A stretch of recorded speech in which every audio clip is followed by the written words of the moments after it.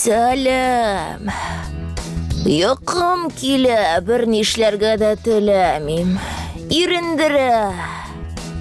Сез, дуслар, хайваннар дөньясында шундый ялкау, артык хәрәкәт ясарга яратмаучы хайванны беләсезме? Ул иренчәк. Иренчәк? Галим, син миңа эндәштеңме? Әйе, дускай, ни өчен сез шундый әкрен? Энергияны экономияләү өчен. Бары үсемлекләр белән генә тукланабыз. Шуңа организмыбызга күп витаминнар эләкми. Иренчәк, син агачта шундый кызык ятасың, йыгылып төшүдән курыкмыйсыңмы?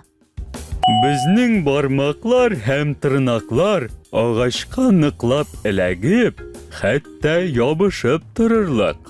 Шуңа агач башыннан йыгылып имгәнү безгә янамый. Сез гел шулай агач башында гына яшисезме? Юк, әле йөзә дә беләбез. Менә мин су эчендә 40 минутка кадәр суламый тора алам. Ләкин без ризык табарга яки яшәү урынын алмаштырырга кирәк булганда гына йөзәбез. Шуңа йөзү сирәк эләгә.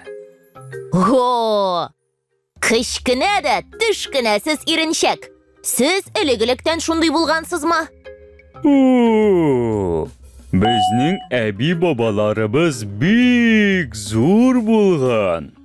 Аларның биеклеге 6 метр, авырлыгы 4 тоннага кадәр җиткән.